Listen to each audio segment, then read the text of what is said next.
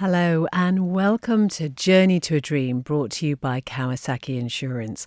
I'm Beth Espy, and this series is all about talking to people who are involved with motorcycle racing. Maybe just here on the Isle of Man, but we also do look further afield as well. So if you would like to be involved in this podcast, then do drop me a line. The email address is on the podcast page. Or if you ever see Lee Bartram from the Andreas Racing Association and you don't want to be involved with the podcast, I suggest you hide. He has an incredible knack of encouraging people to come in here and have a chat.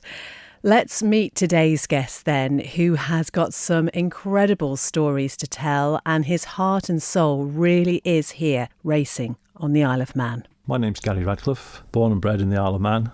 I now currently live in Baldrine. I lived in Douglas, Baldrine, back into Douglas, now eventually back into Baldrine again, so come back on my home turf. Interested in motorbikes.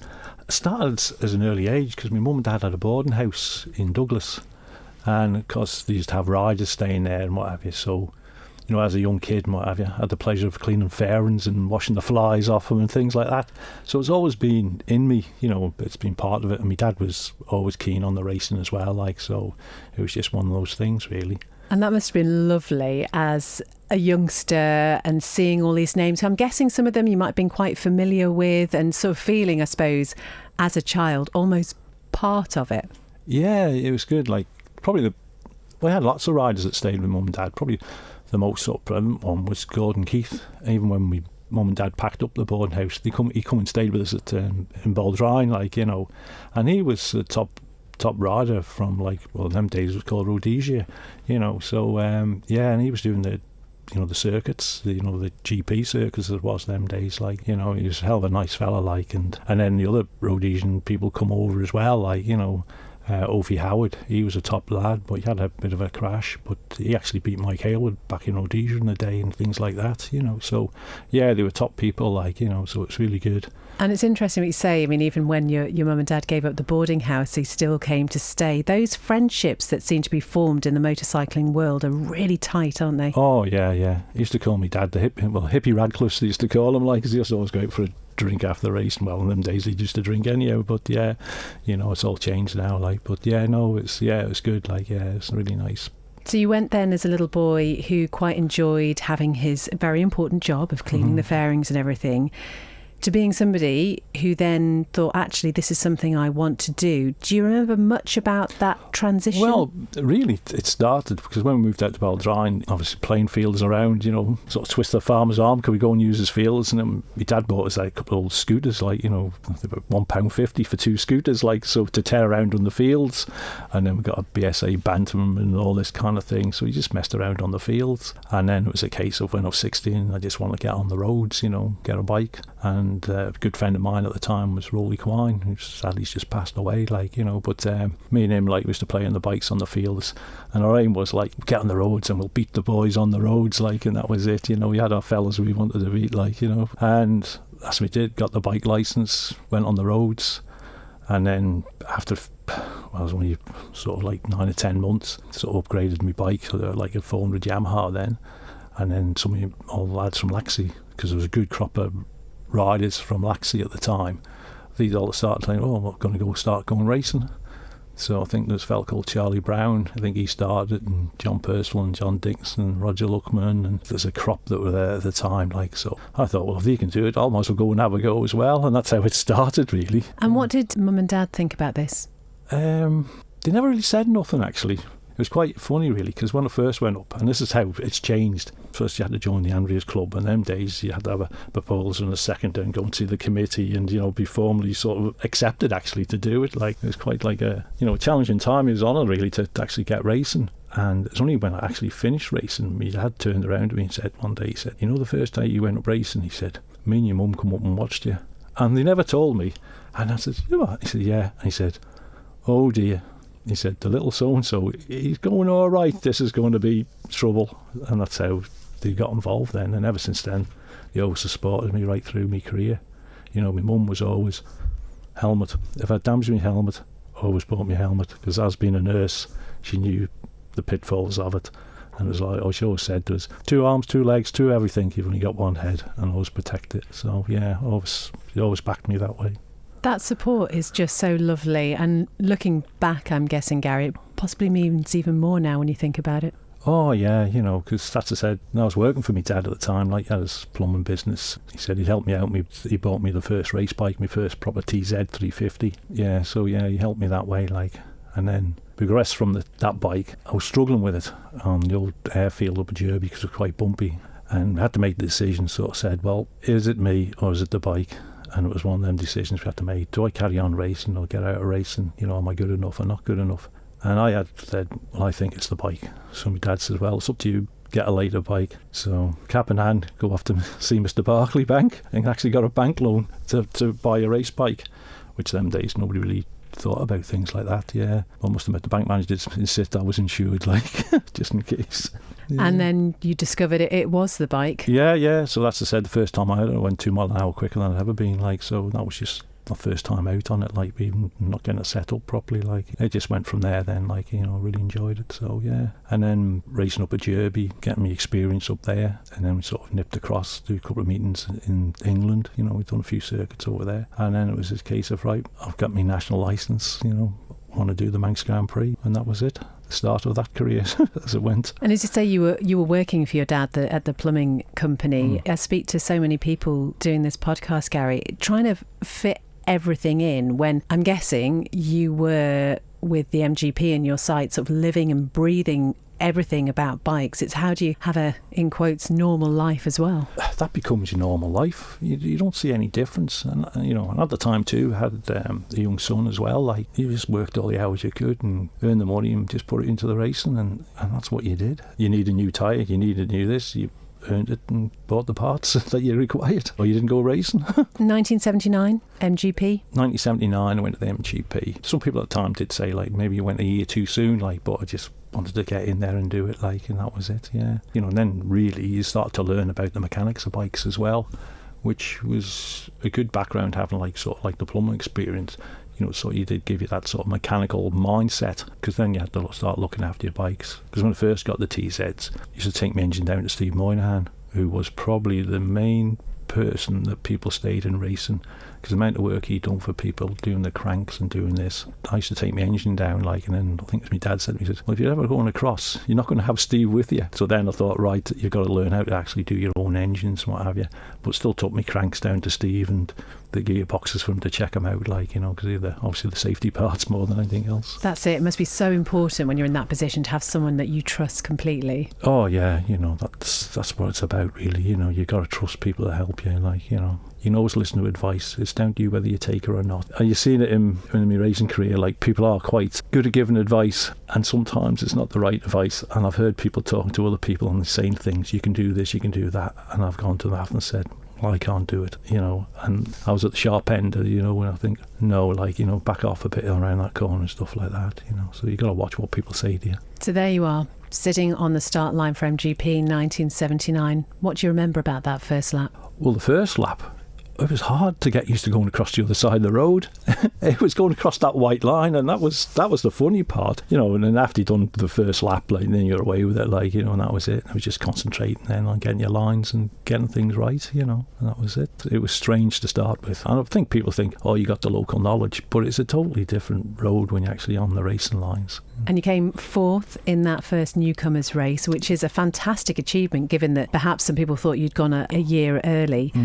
I'm guessing from that point, that love of being out there on the mountain course is pretty much cemented. Yeah, that was it then. Like, you got the fourth, and you think, oh, all right.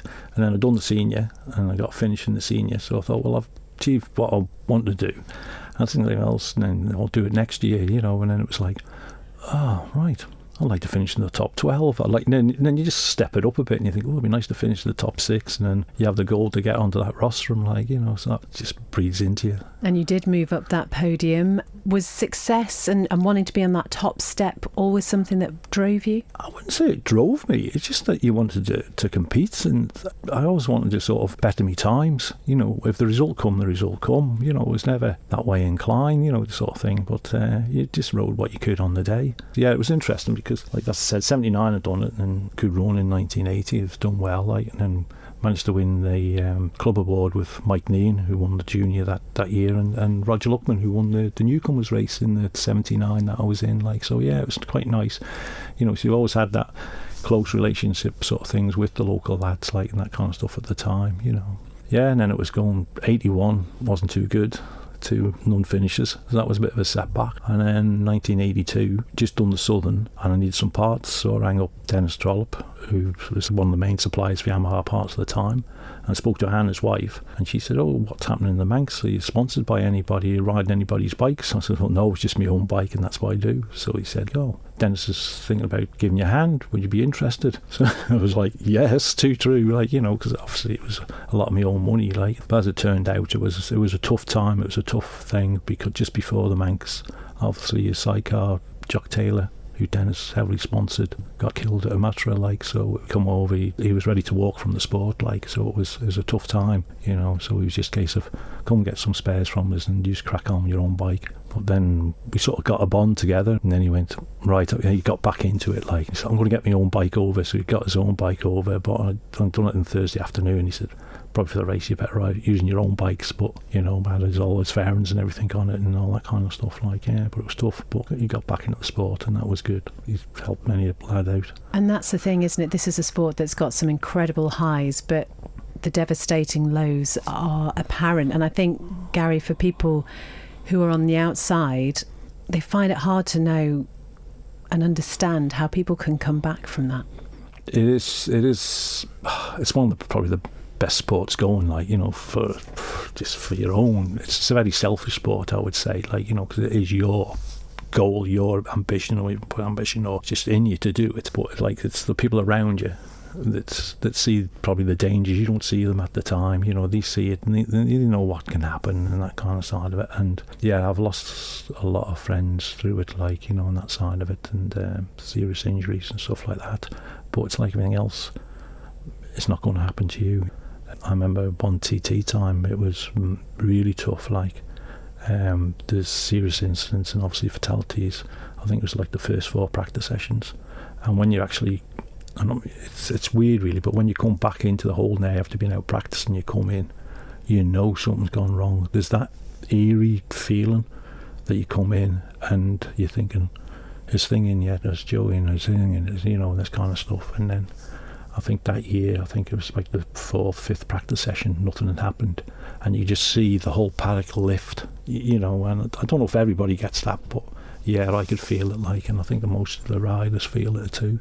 And that goes back to those relationships and that connection you all have. Well, that's it, yeah, you know. Everybody just is there for the sport, there for their challenge, you know. But that's, I mean, it's devastating when something does happen to someone, like, you know. And I did live through that when I packed up racing, actually, in 95. In 96, I looked after the 250 for Dennis, like, and it was for Mick Lofthouse, and obviously he lost his life in the morning practice. That was devastating. Yeah, you know, they're the downsides, but the highs are the high. And some of those good times, as we're talking about your MGP career, you got 3rd and then you won, was it 1985, the Junior Manx Grand Prix? Yeah, that was the one. What do you remember about standing on that top step? Oh, yeah, it was nice, like, I must admit, like, it was, yeah, it brought a tear to your eye, you know, and it's nice to hear the national anthem. And doing it, I guess, for those people who have shown their faith in you and supported you as well, that must be pretty special. Yeah, because sponsors, it's reflected glory they get, and it's without them nobody can race, you know. Everybody, you only do so much, like, and without the sponsors, and I think sometimes the sponsor, as I said, all he's getting is that pat on the back from people saying, "Oh, your lad done well on your bike," or "You helped," and that kind of stuff, and that makes it for them. And I think it's lovely, like, to be that in, you know, have that involvement in sport from people. You need them, it's got to be. As that rider from the Isle of Man with the local knowledge that you mentioned earlier, did you feel the pressure to win? No, I didn't feel the pressure to win. I'll tell you this little a bit of a secret, really. On that morning, before I went out, I told my dad, I said, "No, don't tell anybody else. I've just got a feel I'm going to win this, and that's it. And I feel that will break down in the senior." And that's exactly what happened on that Manx, that in 85. You just got that feeling. In the junior race that year, because we didn't really practice a lot on the 350, but when I did sort of put a decent lap in, it was like a bit of mist and stuff on the mountain, so I didn't really have the time, but I knew where I was down the bottom section, so I knew I was in with a chance. But obviously there's good riders around me as well, like they were probably all saying the same thing, like, you know. But yeah, I just had that gut feeling it was going to be my day, and as it turned out it was, like, yeah. Did your dad remember you saying that to him? Yeah, I think he did. He did say, he says, "You're right." Yeah, it's a shame we broke down the senior, because that's the one I wanted, like, you know, I'll be honest with you, that's what we were concentrating on. But it wasn't to be, like, but it was probably one of the best races I've ever had around here, actually. Just being just on a different planet, like, it was weird, really, you know.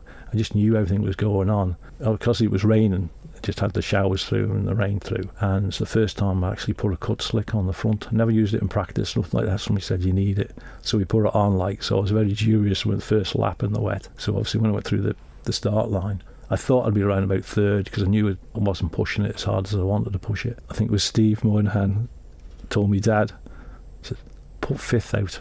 Tell me he's fifth. That'll cheer him up a bit." So I just went through the start line. I went, "Fifth? Oh, how can I be fifth?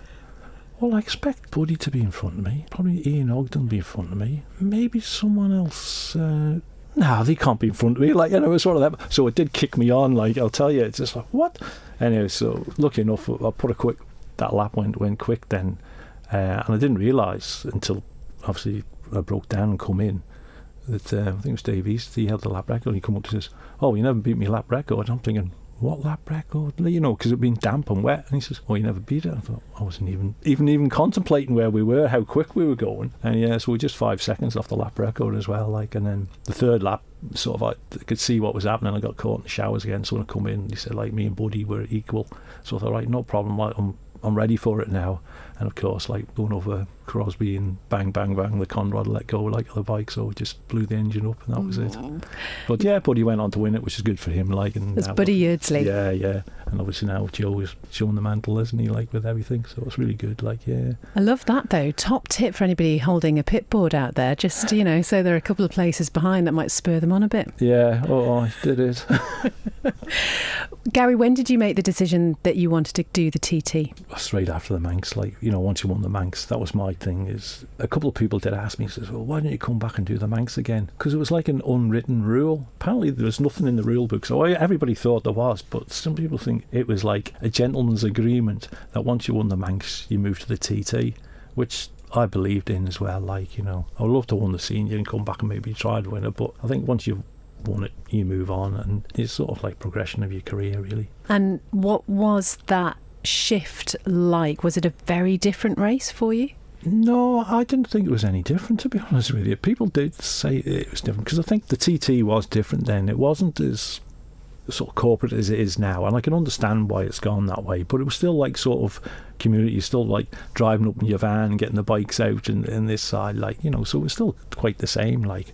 And to be honest with you, it was cheaper to do the TT than the Manx. Really? Well, the Manx, the entries, you pay for your entries and this kind of stuff, like, you know. And obviously the TT, you know, it was a bit cheap to enter, and you didn't win much prize money, nothing like that. But, you know, it wasn't any big difference, really, you know, at my level anyway, what I was doing at the time, like, yeah. And what was your TT aim? My TT aim was, I'd probably just get replicas, really, you know, because I didn't think you'd get towards the sharp end, you know, and it took me a few years to get there, because it was like everything else. It was because I had been sponsored on me seventh. Well, Dennis used to sponsor right through, and he did say, "Look, I'll stick with you in the TT as well," like, because he wanted me to still do the Manx. He wanted someone you just trusted and ride his bikes the Manx, but he did say, "Look, now I'll still help you out in the TT." So I rode his bikes as well, you see, and that was it. And then I got some rides on production bike, some Mistral boys at the time, Jim Davies that owned them, like, poor fella, like I said, like, you know, tragedy can happen. His firm, he was just coming, seeing the light, like, he took the firm over, he was running it, and him and his wife, and he went down to deliver a part, and a tractor pulled out in front of him, like, you know, so I lost Jim, like, you know, he's a hell of a nice fella, like, character, like, real character, like, you know, you say about the old days, like, you know, sort of thing. You come around the garage and you go, "I've done a deal, but don't tell Doreen, the wife." Like, I said, "What do you mean?" He says, "It's some money's with tyres, don't tell Doreen." And she knew what was going on. It was so funny, like. And then, like, obviously Dennis was still helping me, and back was Dave Knight from Kingswood Honda at the time. He just lived up the road from my dad, so he seen me dad and said, "Oh, I'm going to get one of these RC30s, you know, the new 750 coming out. Do you think your lad would be interested in riding in the TT for us. So that's how that come about. And then after a couple of a year, I think it was 2 years, he said I'm selling out.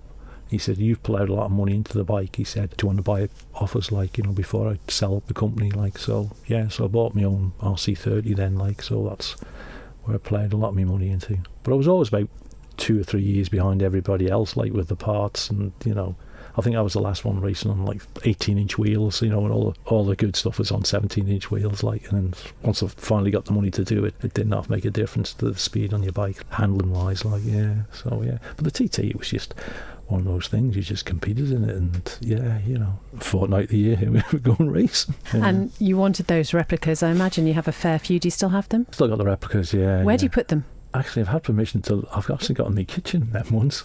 All my other trophies are up in the attic, but my CT ones, I dug them down one day, because I think my niece, she's head teacher at St Mary's School, actually.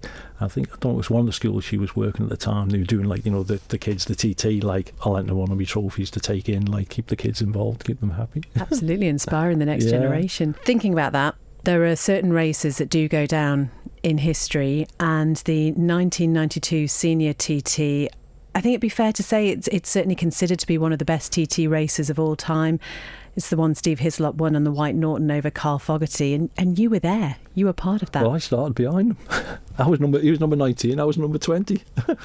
So I seen him, and when we started at the start, and I come out of Union Mills, and then I just seen him disappear in the top of the the top there, and that was it. That was it.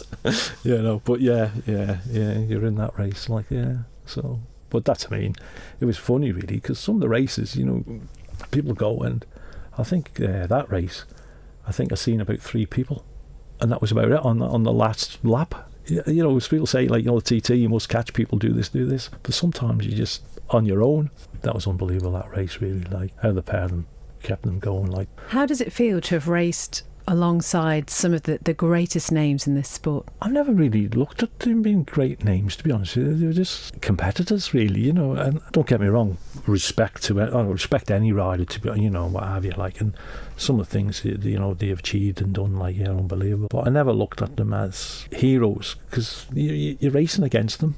But it's, you do appreciate what they did, your heroes when you were a kid, and you're seeing the riders, I think, yeah. How do you feel, though, Gary, that somebody may well have looked at you as one of those heroes out there?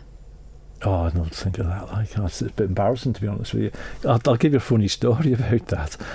In the Manx, my dad said, right, you just put the bike up the scrutineer. So he's pushing up the ramp, and there's another couple, a fella and his girlfriend, I think, was alongside, and goes, oh, there's one of the quick bikes. So my dad's looking around, where? They were talking about mine. That's, you don't see. Well, I never felt that you're anybody different. You were just there racing with everybody else, yeah. You mentioned towards the beginning about going to the Andreas Racing Association and passing the test and being accepted there. It's something you're still very much an important part of. How crucial has that association and the relationships and the connections that you formed within there, how crucial has that been for you? It was really, because once you got accepted in, it was very formal, if you know what I mean. The dinners and stuff like this, they used to have nearly 300 people there and things like that, it was really, suited and booted job when you went to the dinners and all this kind of stuff, and what they done for local riders really, and getting the Andreas Club going, it's only when you pack in racing and you do get a bit more involved that side, you suddenly realise how much work committee members do. And I did go on the committee once, but because I was doing the school, I said I can't do any more, so I come off the committee, because you're better off someone else that can put more into it, but when you see how much work they used to do, and now I'll say the new crop, the new blood that's come into the Andreas Club, like Neil and Linda and Liz and the girls in the Office Valley, and the way they are, and Jason, all of them really, they're really good, and it's helping riders, and that's what it's about. I think sometimes used to be us and them riders against the establishment and this, but now it's there's a bit more of a camaraderie between everyone now, and I think everybody knows everybody's trying to pull the right way, so it's nice to see, actually. I'm really happy for the Andreas Club.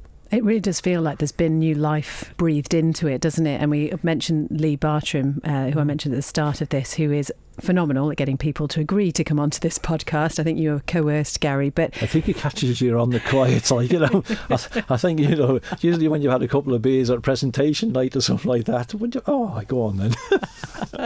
But in terms of, I mean, we talk about the next generation of racers, having that grassroots association over here, the people who've been there, who understand what you're going through, who really want to see you do well, is hugely important. How available would you say the association is to people who may be thinking, actually, I'd really like to give road racing over here a go? Oh, it's dead easy. Like, I'll give you a bit of a background, really, for the school, how it come about, you know, because I think it's only fair to mention Ray Knight. He was the instigator of the race school, but Jerby, like, to try and bring people in, you know, and let people have a go. Because I packed in 95 the race, and it's 97. He gave me a call and says, Gary, you know, you're not long finished racing. Do you fancy coming up and giving us a hand? So I said, oh, go on then. Like, I've got a road bike, we'll come up. That's how it started. And first time I went up, so I went out on the track, and he had a couple of racers coming out with him as well. Like, so he says, right, you go with them and just give them some pointers. I was like, turned around, I thought, I've gone back racing here. This is crazy. Like, you know, I'll come up. And he went, no, you don't have to look after them. They're just doing some track time with us. I thought, oh, thank heaven for that. I thought, I'll probably get my race licence back here. Like, and then we sort of teamed up, and we sort of had our ideas, and we sort of improving what he was doing, and we're trying to sort of like a bit more feedback and thing. And the club was sort of supportive as well with it. And then obviously Ray heard that the ACU were going to look at starting schools officially, like race schools, because the young lads and young kids were getting involved at the racing, you know, because the age had come down. But where they seem to think is that the parents weren't grasping what the kids were getting into. And not so much in Alaman, but over in England, it's where, like, they're going to be the next Valentino Rossi. They didn't see the other side of it, like. So they want to introduce that and, like, a different thing of how the schools could operate, and also that one of the things that did trigger it off, probably brought on quicker, is that the ACU licensed the circuit in England. It wasn't an ACU event, but they had issued a safety certificate for racing there. And one of the clubs that were running a track day, actually, they had a serious accident on it. And it just happened to be there was a lawyer involved in the accident. So they didn't mess around. And it was like the track owners, the ones that were running it, and then they tried to do the ACU as well, like, you know, sort of brought them into it as well. So I think the Minister from England at the time brought the chief exec down from the ACU and said, look, how do people go racing? You know, what do you do to teach them to come into racing? And at that time, it was like when I did, you sort of joined a club, got your doctor's certificate, got your licence, went out in the circuit. Nobody said, well, you know what a flag means? But, you know, I know we all generally did, but nobody ever said, like, has anybody taught them about what the flag signals mean? What they're getting into? And at the time, it was like, no. So really, it's like, you know, like a toolbox talk. So now, when people want to go racing, they can get in touch with the club dead easy. Liz sorts them out and that kind of stuff. Now the ACU have got like a sports app they do the licence on and all this thing, like, you know, a bit beyond me, like, but yeah, there's all this. But anybody can come up and have a go with us on the circuit, as long as they've got to supply their own bike, and as long as it's in roadworthy condition, one-piece leathers, helmet with gold sticker, the ACU gold sticker on it, and then they can come and have a go with us, you know, because there has been a lot of lads, so well, say older generation, like 40s or something, they said, never had a chance to go racing when I was a bit young with the kids, this kind of stuff. Now I've got my road bike and what have you, I always wanted to have a go on a racetrack. Well, you can come and have a go, like, you know, it's straightforward, really. You know, we'll put them through the process and give them a quick talk and do that, so they can have a go with us first, and then decide, well, that's what I want to do, and then go the next step.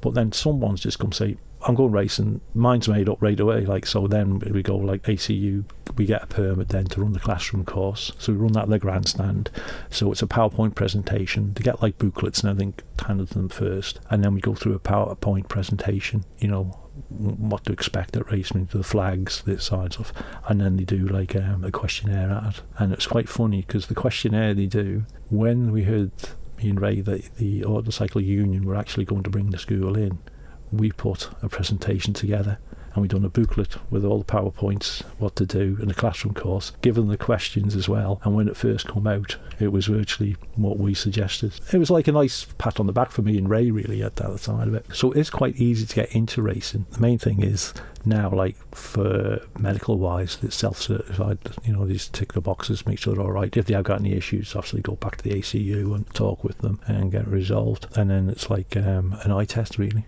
There to help. We've done quite well, like. Well, you've had some great names through the race school. If we think about the likes of the Manx talent, just being a fundamental part of the career, it must be a privilege in some ways. As I said, you don't think about it. You know, it's just like you put something into the sport, you know, that you got a lot of enjoyment out of. So it's just trying to make it easy for people to get into the sport if they want to do it. And we've always had lots of talent in the Isle of Man. Yeah, no, it is nice to see the lads progress, like, and that's what the goal always was, I think. Because I met a lad, it was like the TT at corporate, and we got talking, and he'd won the Manx, and he said, like, oh, about this. And I said, oh, it's really brilliant, like, that you won the Manx Grand Prix, like, and the speed you're doing and this kind of stuff. And he said, Gary, not many of the old racers say that. And I said, what do you mean? And he says, a lot of them go always say, oh, you weren't as good as I was in my day and all this. And I'm going, to me, it's always been, you set a mantle and people have got higher and higher, and that's what it's about, like, you know, to me, because I always, my targets were people to try and beat in my day, like, and then all of a sudden you become a target to beat, which I think that's the way it should be. To have the lads doing now, when you see them out on the track, and you know, they go out in the thing, they come out with you, like, you know, they want to run something in, how quick they're going and what they're doing, like, yeah, it's just like hats off to them, you know. You mentioned 1995 was when you decided that was the end for you racing career-wise. Why was that? A couple of reasons, really. I had a big off up the Ulster in 94. I was lucky. There's a fast corner come off, and lucky enough. And when I went through the hedge, my foot hit the post, not my head. Like, you know, when I was lying in the field there, I was trying to breathe. It was like, breathe. I was swearing a little bit at the time as well. Like, but anyway, next minute this fella comes over. Oh, thank you, still alive. I thought the first thing I was going to have was a fatality.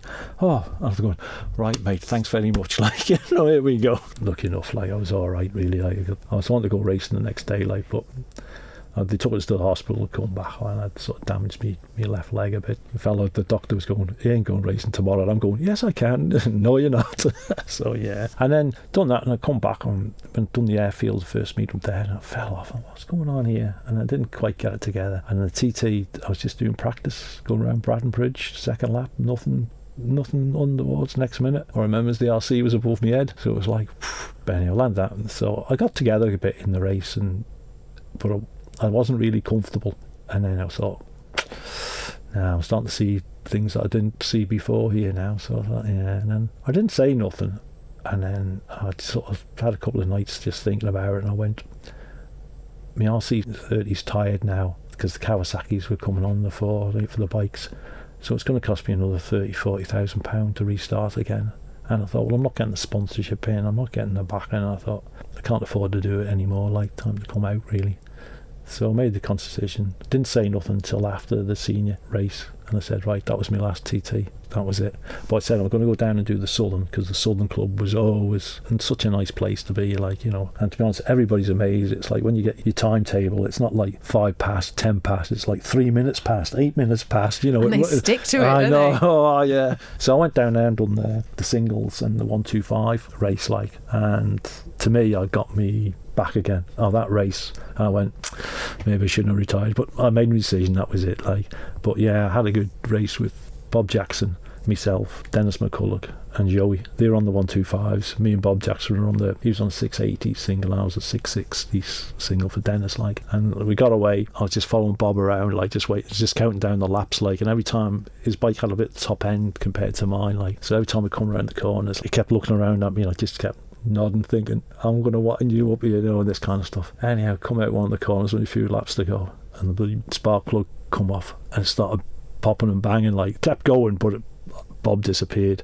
Then Dennis passed me, and the old Joey just passed me on the last lap, and I thought that would have been a nice one to have gone out with, you know. But yeah, he just beat me by about 0.4 of a second, like, so that would have been my top one, like, you know, to have that on me CV, like, you know. He was the man, Joey, like, oh, He's, unbelievable. Like, I thought, real top lad. And people always just thought it was just like the road circuits, but even the short circuits, he was still top. As good as him, you'd been all right. Like, you said earlier that you were somewhat wary of advice, and certainly sort of taking advice and sort of maybe urging people just not to always take on board what somebody else says or thinks. But if you had a piece of advice to pass on, given your experience and given what you do now, the race school, what would it be?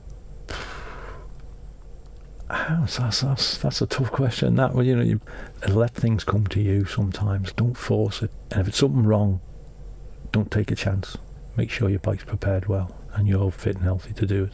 I think that's all you can give people advice. Like, we've got to watch what you say really to people, like, and you've got to encourage people. You've got to give them positive. That's, doing the courses for the ACU, because you've got like a coach license.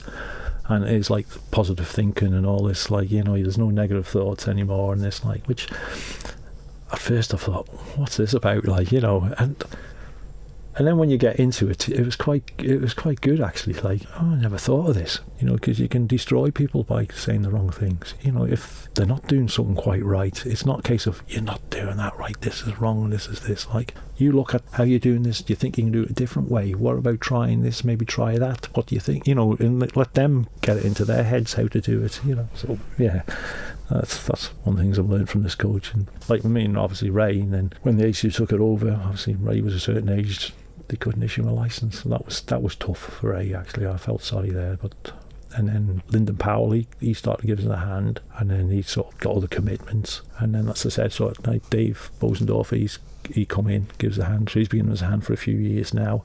And now Johnny Higginbotham, and he's come in, like, and Johnny's, he's a good lad, like, it's all been well. Johnny's going to take it over, because I'm getting that age where it's like, there's only certain times you can do it, really. And you see them look like, you go, what's this all going to teach me? Like, you get on the track and it's not so bad, like, but yeah. What do you think that little boy who was at the boarding house with his mum and dad looking at all these bikes would have thought about what you've achieved?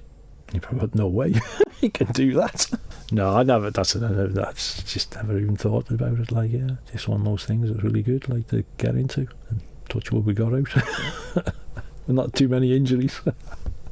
Gary, it's been lovely talking to you. We're going to post the link to the Andrews Racing Association, and just wait to be inundated with those 40-somethings who've always wanted to give it a go. Too right. Gary Radcliffe. And honestly, I would be surprised if there are not a few of you who think, maybe I will go and give that old racing a little bit of a go. I will put the link to the Andrews Racing Association so you know who to get in touch with on the podcast page. And one of the questions I didn't think to ask Gary while he was here is about what he puts on his lettuce before he eats it. If you see him around, you really need to ask him. Thank you so much for downloading this episode of Journey to a Dream, which is brought to you by Kawasaki Insurance, and you can find out how you can get covered by visiting their website, kawasaki-insurance.co.uk. As I say, if you'd like to be part of this podcast, I'd love to hear from you. BethSB@manxradio.com is the best email address. And until next time, take care. Bye-bye.